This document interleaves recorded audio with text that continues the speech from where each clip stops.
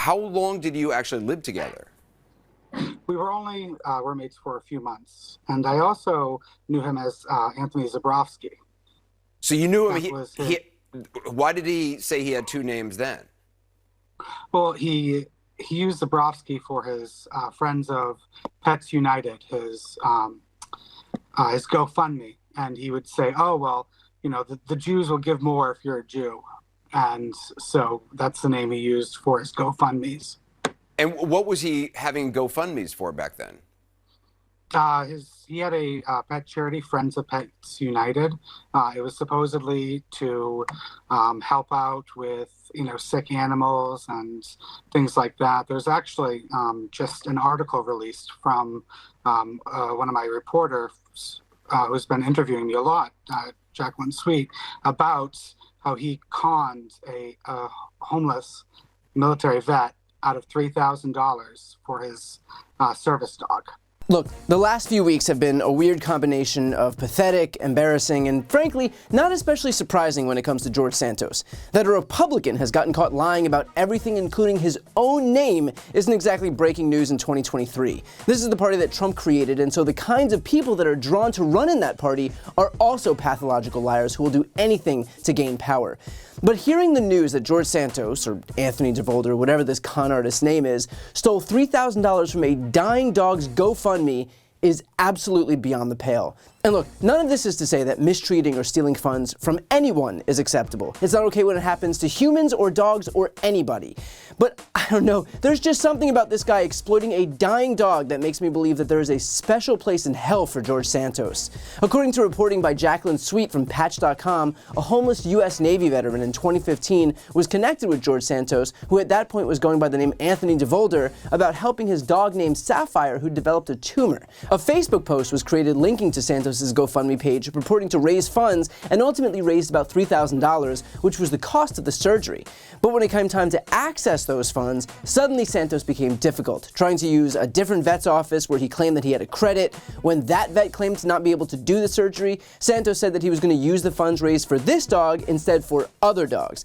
A text message was revealed showing Santos explaining that the funds would be redirected elsewhere, that his charity would handle things from then on without participation from the owner. He wrote, quote, "You're not coming for the ride. Friends of Pets United will handle this from now on with only the animal. We do not drive people around, nor do we give them rides. We transport animals in need, not needy owners."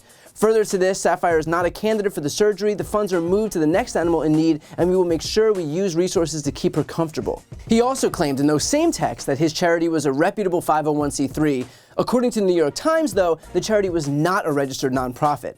Santos eventually admitted that he wouldn't be handing over the money, and when he was accused of running a bogus charity, Santos became confrontational. Quote, "He got so angry with me and blew up and refused to give me the money and then just wouldn't answer the calls anymore."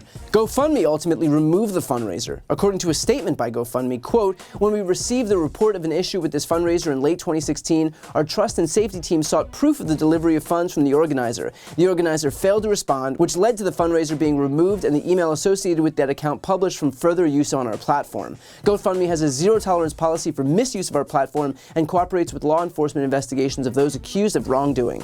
Even the homeless veteran himself took to Facebook, writing a heartbreaking post. "To everyone who helped me and Sapphire raise the money for her surgery, I'm sorry to say that we were scammed by Anthony DeVolder and Friends of Pets United. Through a series of bad veterinary contacts and subterfuge regarding a payment, Sapphire has not received veterinary care and her growth is 3 to 4 times bigger than it was when the campaign was fulfilled. She is facing euthanasia within months."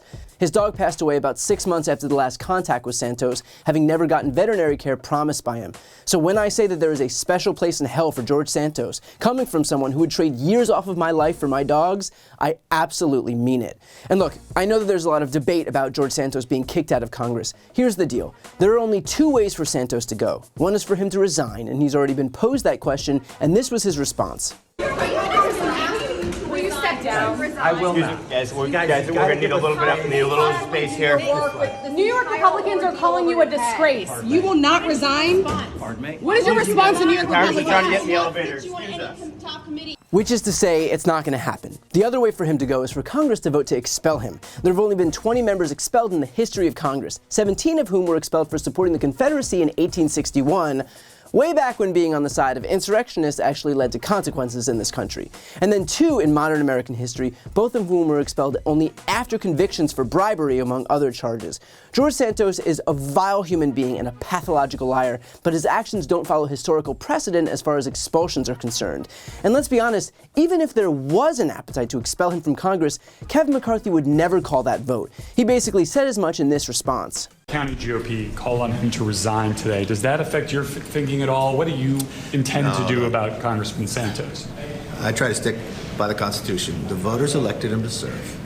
If there is a concern and he has to go through the ethics, we'll let him move through that. But right now, the voters have a voice in the decisions, not where people pick and choose based upon what somebody's press has. Would you, so he will continue to serve. are you going to take any action against him at this point? Are any of these allegations acceptable to you? What are the charges against him? Well, I mean, is there a charge against him?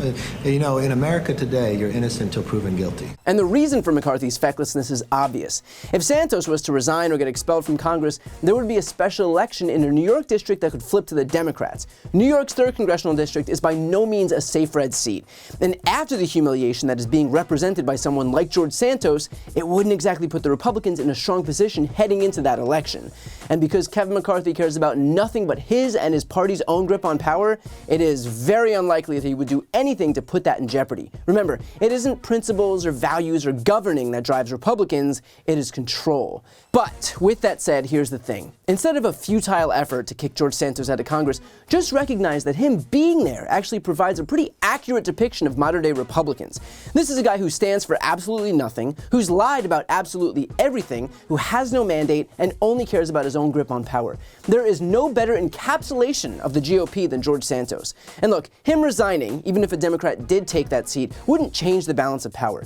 But him being there and contending with the drip, drip, drip of his own lies being exposed on a daily basis, and serving as a constant source of frustration for his own party, at least in my opinion, is a lot worse for Republicans. I can't imagine that they want every news cycle of this Congress to be about how their own members are pathological liars. So if they want to run these people, if they want to traffic in deceit, then they shouldn't get a free pass when their behavior is finally getting exposed.